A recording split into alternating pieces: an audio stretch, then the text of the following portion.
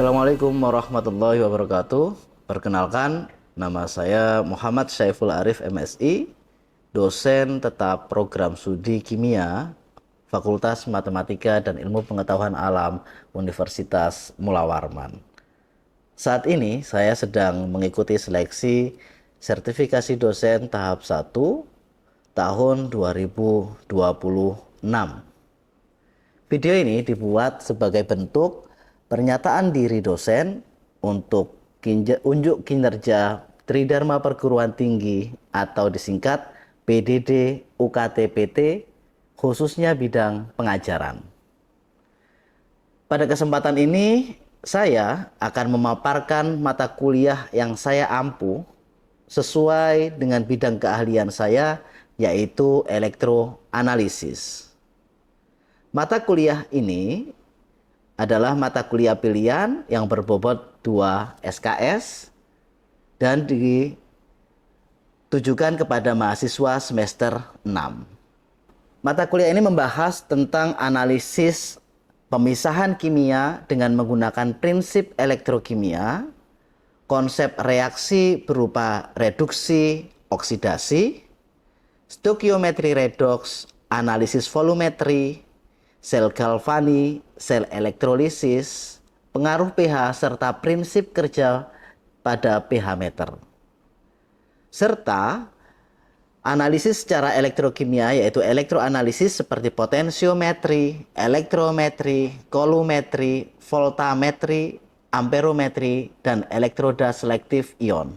Adapun capaian pembelajaran lulusan prodi pada mata kuliah ini yang telah tertuang dalam RPS meliputi JPL 1 menunjukkan sikap religius, nasionalisme, teliti, tanggung jawab, disiplin, dan mandiri.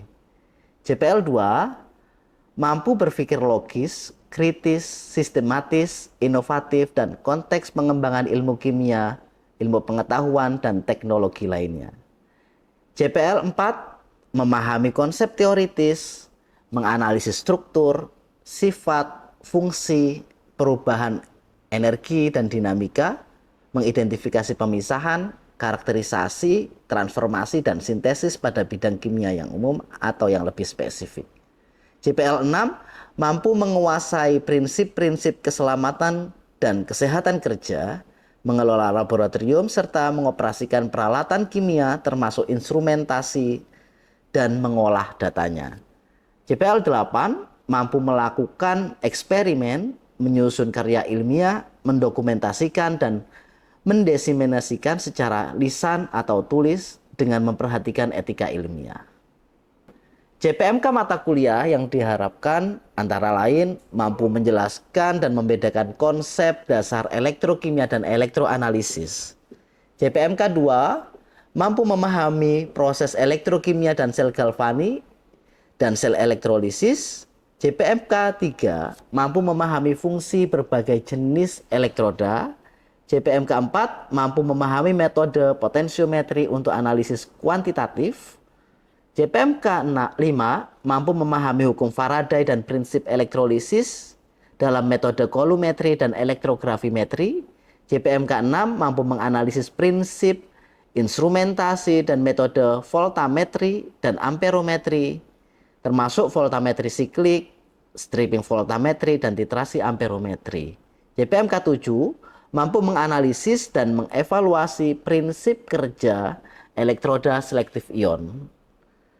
JPMK 8 mampu memilih metode elektroanalisis yang sesuai dan mengomunikasikan hasil analisis secara ilmiah. 3 komponen utama mata kuliah ini dalam proses pembelajaran mata kuliah ini, yaitu yang pertama adalah delivery, interactions, and assessment, yang berfokus pada blended learning, diskusi, dan studi kasus. Penilaian pada mata kuliah ini meliputi kuis, UTS, UAS, project, tugas, dan afektif. Referensi dalam mata kuliah ini yaitu berupa buku referensi dengan judul Principle of Instrument Analysis karya Cook, dan juga Electrochemistry, Principle, Methods, and Applications. Selanjutnya Anda akan menyaksikan video interaksi pembelajaran yang akan membahas tentang voltametri beserta teknik dasar voltametri. Assalamualaikum warahmatullahi wabarakatuh. Waalaikumsalam warahmatullahi wabarakatuh. Ya, hari ini kita bertemu lagi di mata kuliah elektroanalisis, ya, pertemuan ke-11, yaitu pertemuan tentang voltametri. Kalau sebelumnya kita sudah belajar tentang potensiometri, kemudian amperometri, ya. Nah, sekarang kita spesifik pada voltametri. Ada yang tahu nggak? Kira-kira kalau dari katanya saja, voltametri, apa itu voltametri? Ada yang tahu?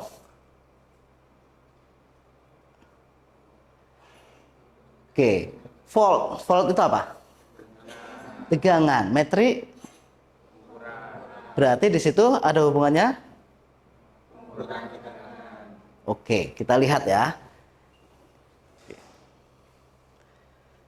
Jadi voltametri ini biasa digunakan untuk analisis berbagai jenis hal. Contoh misalkan, kalau kalian menganalisis tentang logam berat di lingkungan, misalkan, biasanya menggunakan instrumen apa? AS. Selain AS, ICP. Oke. AS mempunyai kekurangan, yaitu dia apa kekurangannya kira-kira? Limit deteksinya, ya. Jadi limit deteksinya sangat tidak terlalu kecil, ya.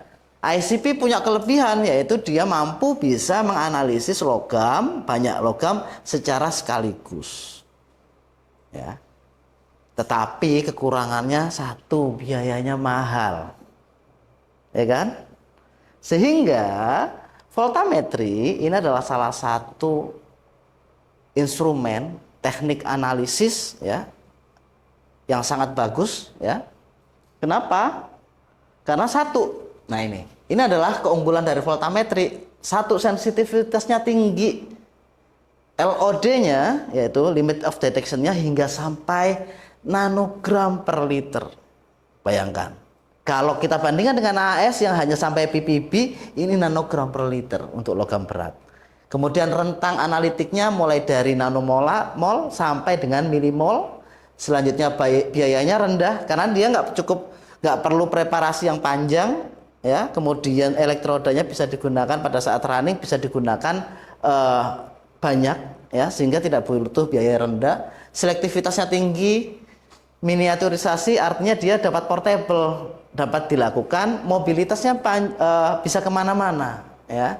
Dan informasi mekanistik, artinya apa? Di situ akan terdapat informasi kinetika reaksinya dan termodinamikanya. Jadi kita dapatkan lengkap di situ, ya. Oke. Ini adalah prinsip dasar voltametri. Nah, kita tahu di situ dilihat bahwa voltametri merupakan teknik yang mengukur arus. Jadi ada arus di sini. Kemudian sebagai fungsi dari potensial. Sehingga di sini ketika potensial diberikan akan muncul namanya suatu arus. Ya. Jadi ini ada namanya E peak, artinya arus puncak. Kemudian ini adalah E peak atau potensial puncaknya, ya. Sehingga potensial dipindai menggeser kesetimbangan redoks analit di elektroda. Sehingga ketika potensial diberikan, maka apa yang terjadi? Maka di sini akan muncullah arus, ya. Sehingga ketika potensial mencapai potensial standar analit, elektron akan ditransfer, arus melonjak membentuk namanya suatu peak. Nah, kita lihat di sini bahwa ketika potensial mencapai puncaknya di sini, itu menandakan di sini adalah informasi kualitatifnya. Jadi ini potensial standar pada di sini adalah potensial pada yang menunjukkan bahwa dia kualitatifnya. Jadi misalkan nih, oh PB, oh berarti PB bereaksi di sini. Tapi belum tahu konsentrasi PB-nya berapa. Nah, untuk informasi kuantitatifnya dari mana? Yaitu dari besarnya puncak arusnya. Ini maka I peak di sini, tingginya di sini adalah informasi kuantitatif suatu analitnya. Oke? Paham? Jadi pada voltamogram nanti ketika kalian membaca atau dari suatu instrumen voltametri, maka akan dihasilkan antara grafik antara arus dengan potensial. Nah, dari sini ada pertanyaan kira-kira? Kalau bertanya Pak, Oke, silakan. seperti yang kita lihat di voltamogram ini, mengapa di arus I pada titik puncak itu turun kembali Pak? Padahal kan potensialnya itu bertambah. Oke, ya bagus pertanyaannya. Kenapa terjadi penurunan arus puncak? Ya, jadi awalnya naik, kenapa kok turun kembali? Ya, oke, kita jawab sekarang. Nah, ini ada hubungannya dengan ini. Ya, ketika yang pertama kita lihat di sini, ya, ketika tahap 1 potensial belum mencapai potensial standar, artinya dia masih background, ya. Maka lapisan difusi di sini sangat tipis. Belum terjadi reaksi. Potensialnya belum ketika potensialnya masih rendah, maka belum terjadi reaksi. Lapis difusi masih sangat tipis. Belum terjadi. Tahap kedua, ketika potensial dinaikkan, ketika E mendekati dengan potensial standar, maka terjadi reaksi redoks di sini.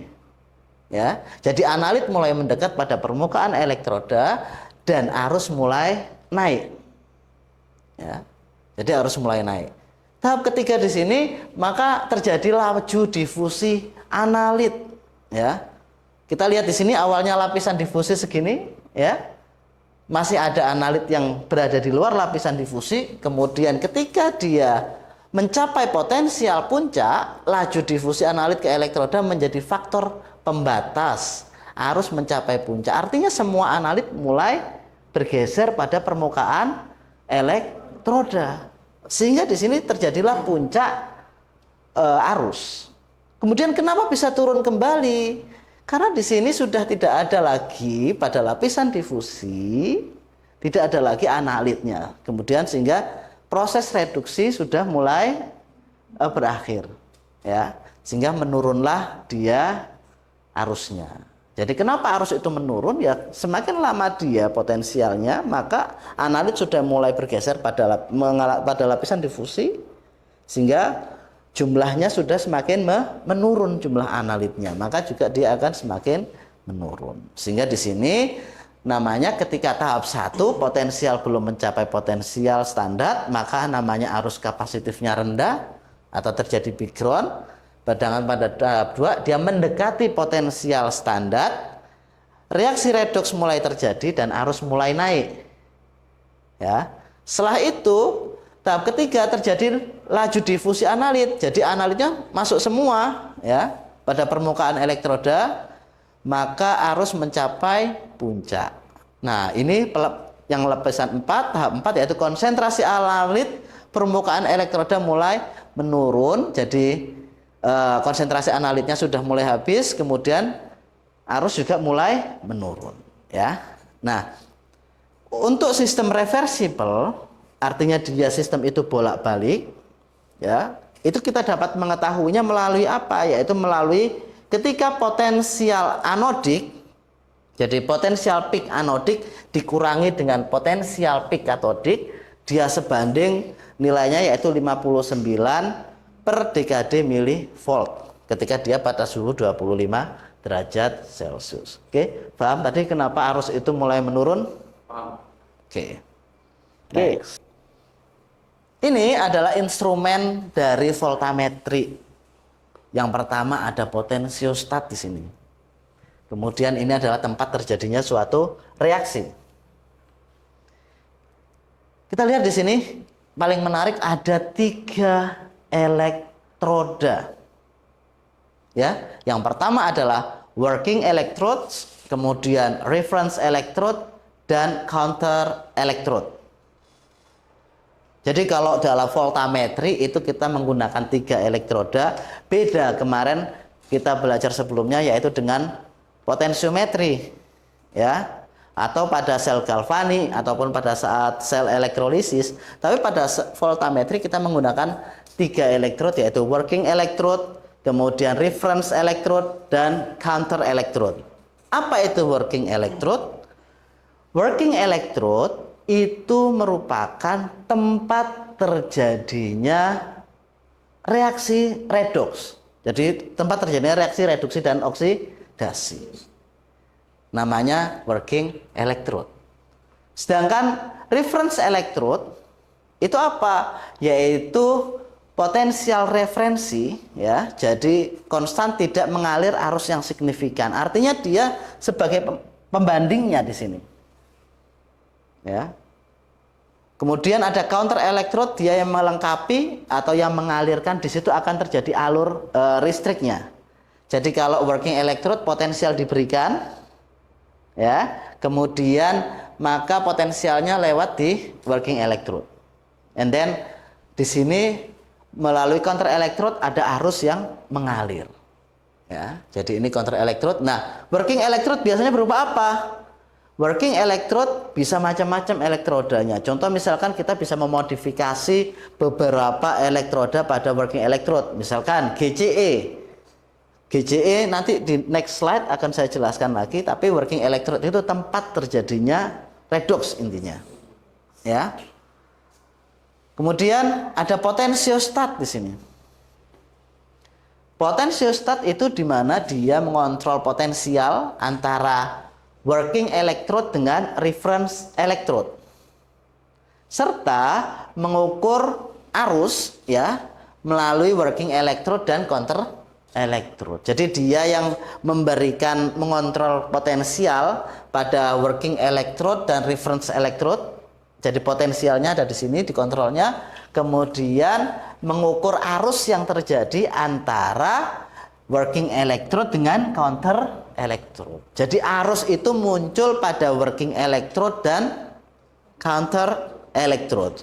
Sedangkan potensialnya diberikan itu antara working electrode and reference electrode, ya. Kemudian ada, jangan lupa di sini ada namanya elektrolit pendukung. Ya. Jadi ada elektrolit pendukung, elektrolitnya bisa macam-macam, ya. Misalkan bisa KCl, bisa juga dengan PBS, ya, tergantung jenis analit ketika nanti bereksperimen, cocoknya di mana, ya. Oke. Nah, ini adalah kerja potensiostat kalau tadi. Jadi di mana waveform, ya, jadi ini potensial set point and dia akan masuk melalui working electrode tadi. Jadi potensial akan melalui working electrode and reference electrode, ya. Jadi potensial out, and then di sini arus akan muncul setelah potensial diberikan. Dia bekerja pada working electrode and reference electrode. Kemudian arus akan dihasilkan antara counter electrode dan working electrode. Di sini akan menghasilkan I, ya, arus, sehingga masuk di sini. Jadi muncullah voltamogram, ya, antara working electrode dengan potensial dan arus, ya.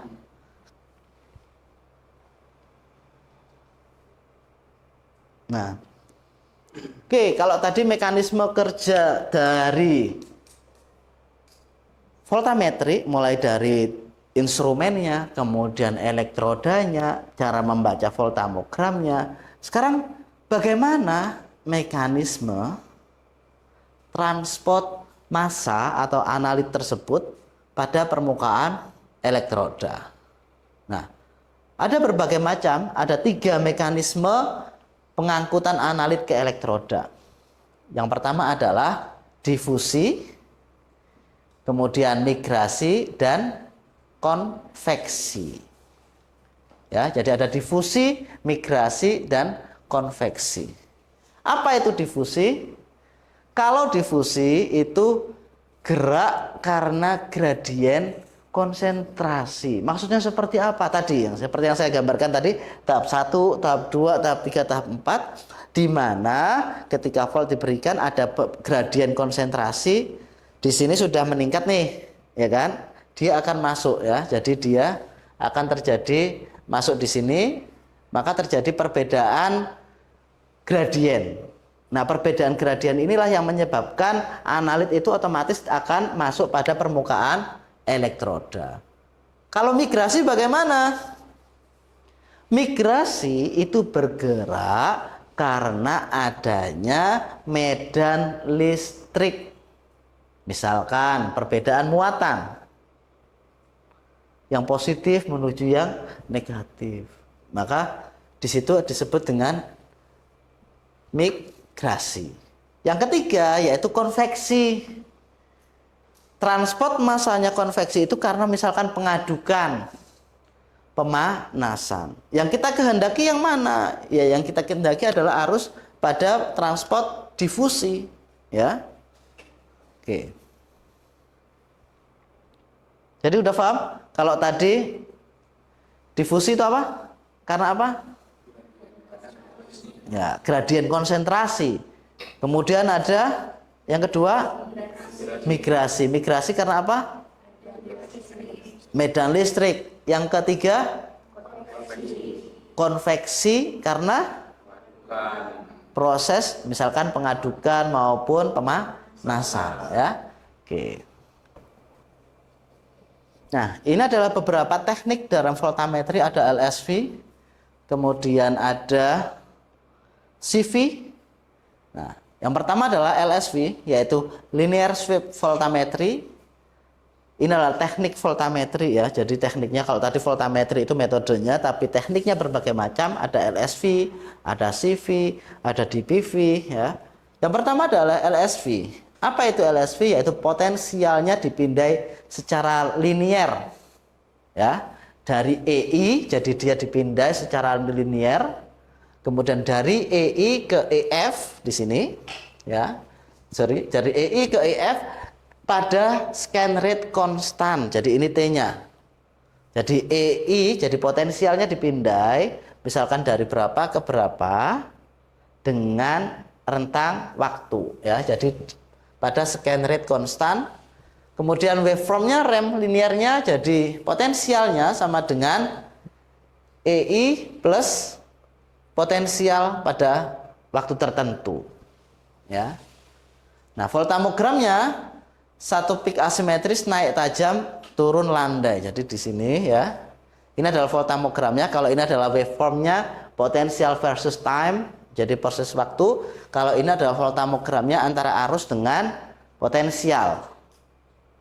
Jadi ketika dia EI-nya di awal di sini, kemudian dia lama-kelamaan dia akan mencapai potensial puncak ya, dan di sini adalah arus puncaknya. Jadi hampir sama tadi, cuman berbedanya dia di scan rate secara konstan ya. Jadi ini pada scan rate secara konstannya. Kelebihannya apa? Dia mudah, hanya sederhana ya. Kemudian kekurangannya tidak dapat membedakan arus faradik dari kapasitik. Jadi akhirnya apa? Ketika tidak bisa membedakan arus faradik kapasitik, maka sensitivitasnya biasanya rendah. Ya. Biasanya LSV ini digunakan untuk karakteristik. Ya. Jadi bagaimana mekanisme reaksinya, kemudian screening awal analitnya. Oke. Nah, ini adalah difference pulse voltametry. Jelas ya. Nanti the next silakan dibaca ya. Jadi ini adalah difference pulse voltametry, yaitu teknik standar untuk analisis kuantitatif yang sensitif. Kalau tadi kita berbicara LSV and CV, itu biasanya digunakan untuk karakterisasi ya. Bagaimana mekanisme elektron, transport elektronnya, bagaimana kinetikanya, bagaimana termodinamikanya, apakah reaksi tersebut reversibel atau tidak, kita bisa mengetahuinya dari CV maupun LSV. Nah, dari LSV tadi ada kekurangan, yaitu kurang sensitif misalkan. Maka proses selanjutnya kita bisa menggunakan, setelah mengetahui ini dari LSV maupun CV karakteristiknya, maka bisa menggunakan metode DPV. Apa itu? Yaitu bertujuan agar memberikan nilai sensitivitas yang lebih tinggi. Ya, mekanisme bagaimana? Yaitu prinsipnya, yaitu kalau tadi di LSV maupun di CV itu diberikan scan rate yang konstan antara sekian sampai sekian misalkan dengan time tertentu misalkan. Tapi kalau dengan DPV itu ada pulsnya kecil, ya, pemberian puls kecil, misalkan di sini 10 sampai 100 milivolt, ya, di atas rem staircase harus diukur sebelum dan sesudah puls. Artinya ketika di sini dia akan diberikan seperti pulse width di sini. Jadi ada remnya. Jadi amplitudonya berapa? Sedikit-sedikit. Jadi nggak langsung. Jadi sedikit-sedikit seperti ada staircase-nya. Jadi seperti anak tangga. Ya. Sehingga akan muncul di sini yaitu delta I-nya. Jadi puncak pada ini peak-nya current, ya, jadi arus pada T2 dikurangi arus pada T1 mengeliminasi kapasitif. Kalau tadi pada CV kita tidak bisa membedakan, atau pada LSV arus kapasitif itu masih dapat, kadang-kadang masih dapat terukur. Padahal kita hanya mengharapkan arus Faraday. Sedangkan pada DPV itu karena di scan rate pada pulsnya yang kecil kenaikannya seperti anak tangga, sehingga arus kapasitifnya itu dapat diabaikan, ya, zero order background, jadi dapat diabaikan. Dan voltammogramnya pada peak simetris Gaussian lebih tajam. Kalau tadi, jadi ini akan lebih tajam peaknya, ya, dari LSV, sensitivitasnya lebih tinggi. Bayangkan limit of deteksinya bahkan sampai 10⁻⁸ molar. Ya. Jadi dia 100 kali lebih sensitif dari LSV. Kemudian kelebihannya resolusinya tinggi, background rendah, cocok untuk campuran, dan aplikasinya untuk farmasi, logam berat, vitamin, dan antioksidan. Oke? Sampai di sini ada yang ditanyakan? Belum ada? Oke, saya harap pada pertemuan ini bisa difahami, ya. Akan ada tugas nanti yang akan saya berikan melalui aplikasi, ya, sehingga nanti mohon untuk bisa didiskusikan. Oke, saya akhiri pertemuan hari ini. Assalamualaikum warahmatullahi wabarakatuh. Waalaikumsalam warahmatullahi wabarakatuh.